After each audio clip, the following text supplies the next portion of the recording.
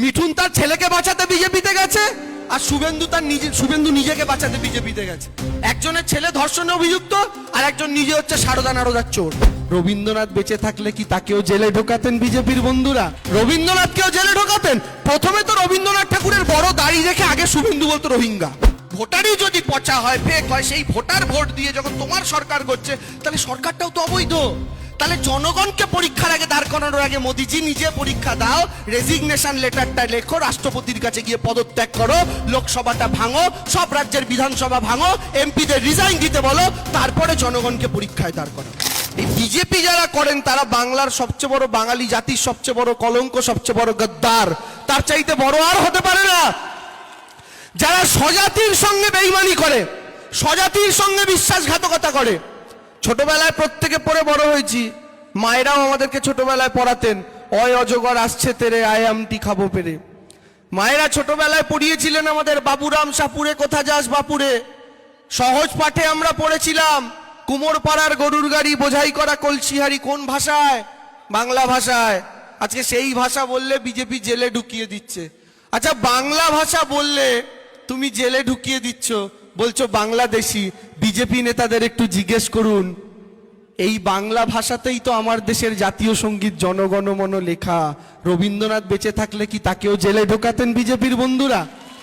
রবীন্দ্রনাথকেও জেলে ঢোকাতেন? প্রথমে তো রবীন্দ্রনাথ ঠাকুরের বড় দাড়ি দেখে আগে শুভেন্দু বলতো রোহিঙ্গা। আমি শিওর ও রবীন্দ্রনাথকে দেখলে আগে রোহিঙ্গা বলতো, কারণ এরা কাউকে ছাড়ছে না তো, বাংলার কোনো মনীষীকে ছাড়েনি। এ রবীন্দ্রনাথকে রোহিঙ্গা বলতো, আর আমাদের কাজী নজরুল ইসলামকে বলতো বাংলাদেশি অনুপ্রবেশকারী। মিঠুন চক্রবর্তী নিজেকে বাঙালি বলেন, বাংলায় থাকেন না, বোম্বেতে গিয়ে বসে থাকেন। প্রত্যেক বছর, কদিন আগে মিঠুন দাকে জিজ্ঞেস করা হচ্ছে, আচ্ছা বিজেপি যদি আপনাকে মুখ্যমন্ত্রী করে আপনি হবেন? বলছে নিশ্চয়ই হবো। কি শখ আমাদের কাকার, মুখ্যমন্ত্রী হবে। বাবু বাংলার জন্য কি করেছো? উত্তর নেই। মিঠুন দা আগের দিন এসে বলে গেছে, আমরা ক্ষমতায় এলে মহিলারা রাতেও বাইরে বেরোতে পারবে। এখন মহিলারা বেরোয় না।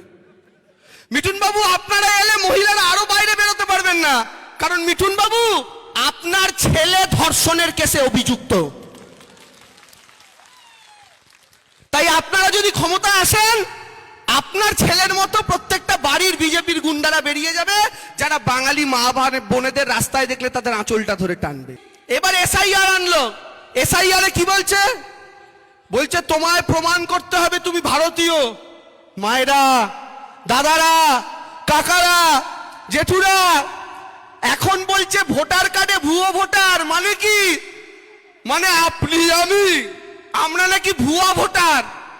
বুঝছেন? আপনি ভুয়া, আমি ভুয়া, আমরা সবাই ভুয়া।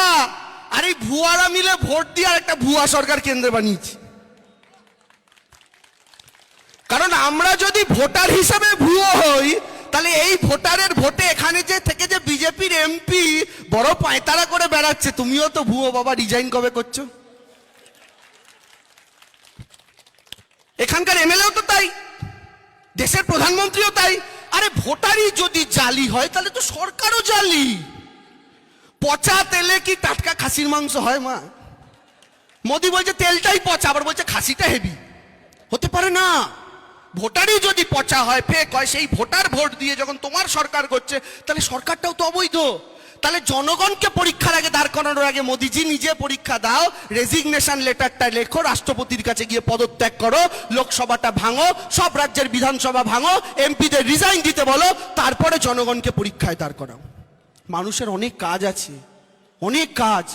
আর একটা বিরাট বড় তার কাটা আছে শুভেন্দু, বুঝলেন? ওর মাথায় একটা তার গোটা নেই, সব কটা কাটা। ইঁদুর ঢুকে একবার কেটে দিয়েছিল, পুরো কাটা তার। আমি বিশ্বাস করবেন না, ও খালি বলে কাটা তার পেরিয়ে ঢুকেছে। আরে ও তোরটা তার কাটা, ওটা কাটা তার, তোরটা তার কাটা।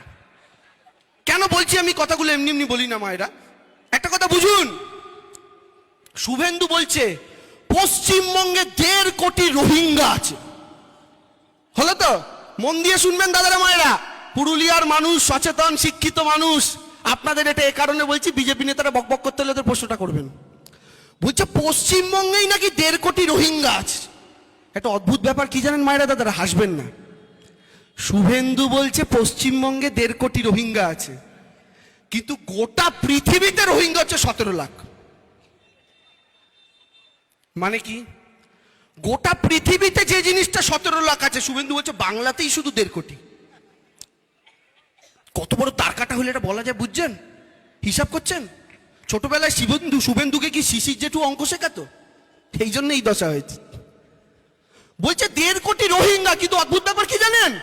আপনি আমি কেউ বলতে পারবো না আমরা রোহিঙ্গা দেখেছি। কেমন দেখতে? আরে পশ্চিমবঙ্গের জনগণ 9 কোটি, তাতে যদি 1.5 কোটি রোহিঙ্গা থাকে, কেউ না কেউ তো কখনো কখনো দেখবেই। কিন্তু রোহিঙ্গা দেখতে কেমন? আমার শুধু শুভেন্দু থোবরার মতোই মনে হয়, ওর মই দেখতে হবে, ওইটাই রোহিঙ্গা। কারণ আমি তো আর কোথাও রোহিঙ্গা দেখিনি। এত রোহিঙ্গা রোহিঙ্গা করে। আসলে রোহিঙ্গাটা হচ্ছে বিজেপির একটা রাজনৈতিক ইস্যু। কেন জানেন? এখন বিহারে নির্বাচন চলছে। বিহারে নির্বাচন চলছে, 1 দফার হয়েছে আর 1 দফার হবে। বিহারে বিজেপির বক্তব্য কি জানেন? বলছে বিরোধীরা জিতে গেলে রোহিঙ্গা ঢোকাবে, মানে বিহারেও রোহিঙ্গা। 1 বছর আগে ভোট হলো কোথায়? ঝাড়খণ্ডে।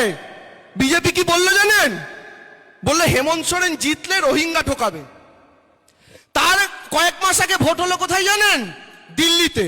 বিজেপি কি বললো? বললো কেজরিওয়াল আবার জিতে গেলে দিল্লিতে রোহিঙ্গা ঢোকাবে। আরে বিজেপি বন্ধু, গোটা পৃথিবীতে 17 লাখ রোহিঙ্গা। তুমি বাংলাতেও রোহিঙ্গা দেখছো, ঝাড়খণ্ডেও রোহিঙ্গা দেখছো, বিহারেও রোহিঙ্গা দেখছো, দিল্লিতেও রোহিঙ্গা দেখছো। রোহিঙ্গাটা গেল কোথায়? গরুর দুধের সোনার মতো এটাও ঢপ, কোনো এক্সিস্টেন্স নেই। তাই অনুপ্রবেশকারী আর রোহিঙ্গার গল্প বলে আসলে সাধারণ মানুষকে ধর্মে ধর্মে লড়িয়ে দাও। বিজেপির নেতারা কোনো ভগবানের প্রতি ভক্তি নেই, কারণ ওদের কাছে রামচন্দ্র হচ্ছে ভোটের মেশিনে পদ্মফুল চাষ করানোর কৌশল। তাই ওরা রামচন্দ্রকেও ভোটে কাজে লাগাতে চায়। কি করলো? 2024-এ রাম মন্দির তৈরি হলো, জায়গায় জায়গায় এটা বলে ভোট নিল মোদি রামকে এনেছে, তাই আমরাও মোদিকে আনবো। আরে তোর মোদির কত বড় ক্ষমতা রে, যে রাম আমাদের বানিয়েছে তোর মোদি সেই রামকে এনেছে? তোর মোদির এত বড় ক্ষমতা? না, রাম আমাদের এনেছে, আমরা রামকে আনিনি, অত ক্ষমতা আমাদের নেই। মিঠুন আসুক আর নরেন্দ্র মোদী আসুক, অমিত শাহ আসুক বা তার কাটা শুভেন্দু আসুক, ওদেরকে এই প্রশ্নগুলো ভালো করে করবেন যে জনতাকে যে কথা দিয়েছিলে আজকে দিনের, সেটা কোথায় গেল? জিনিসপত্রের দাম কোথায় কমলো? দয়া করে ধর্ম ধর্ম খেলায় ওদের তালে যদি নাচেন, তাহলে আপনাকে ব্যবহার করবে করে অমিত শাহের ছেলে বিসিসিআই এর মাথায় বসবে, আইসিসি ক্রিকেটের বোর্ডের মাথায় বসবে। আইপিএল যখন দেখবেন রয়্যাল চ্যালেঞ্জার ব্যাঙ্গালোর আর কেকেআর এর খেলা হচ্ছে, টিভিতে দেখবেন অমিত শাহের ছেলে জয় শাহ চেয়ারের ওপর ঠ্যাঙের ওপর ঠ্যাং তুলে বসে আছে, আর আপনার বাড়ির ছেলেটা কপালে ফেটটি জড়িয়ে জয় শ্রীরাম বলে কার বাড়ি ভাঙতে ছুটছে। মরে সাধারণ হিন্দুর ছেলে, সাধারণ হিন্দুর মুসলমান, আর মজা করে নেতারা। এটা মাথায় রাখবেন। কোনো সাধারণ ঘরের ছেলে মেয়ে বাঁচে না যুদ্ধে আগুন লাগলে, আর কোনো নেতার ছেলে কোনোদিন মরে না। নেতারা নিজের ছেলেকে বাঁচাবে, আপনার ছেলেকে দাঙ্গায় পাঠাবে। যেমন মিঠুনকে দেখেছেন, নিজের ছেলে রেপে অভিযুক্ত, রেপ করেছে। নিজের ধর্ষক ছেলেকে বাঁচানোর জন্য অমিত শাহের হাঁটু ধরে জলাজলি খেয়ে গেছে। ছেলেকে বাঁচিয়ে দাও।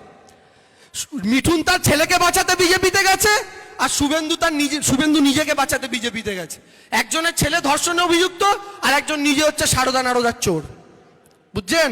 চোরে চোরে মাস্তুতো ভাই, বিজেপির গল্প। আর লাস্ট একটা কথা বলে শেষ করি মায়েরা, শেষ প্রশ্ন। তৃণমূল জিতলে তো মুখ্যমন্ত্রী দিদি, বিজেপি জিতলে মুখ্যমন্ত্রী কে?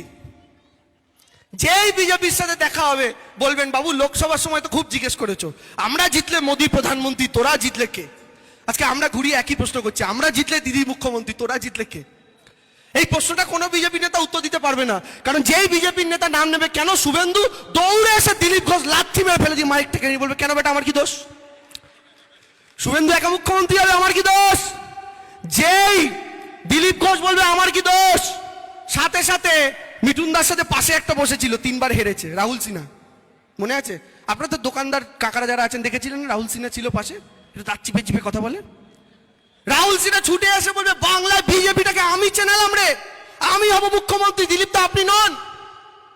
যেই রাহুল সিনহা এটা বলবে, নতুন সভাপতি হচ্ছেন শ্রমিক ভট্টাচার্য, ও কবিতা হেভি বলে, কবিতা বলতে বলতে এসে বলবে আতা গাছে তোতা পাখি ডালিম গাছে মো।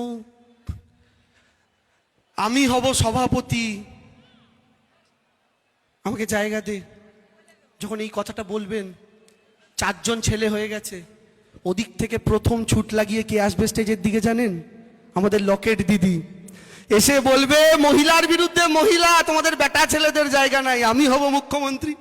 যেই লকেট দিদি বলবে, আবার ওদিক থেকে ছুটে আসবে আরেক মহিলা অগ্নিমিত্রা পাল, বলবে আমি হব মুখ্যমন্ত্রী। আরে তোদের মুখ কে আর লেজা কে একটু বোঝা, কে মুখ? তাহলে একটাই উপায় আছে, একটাই উপায় আছে।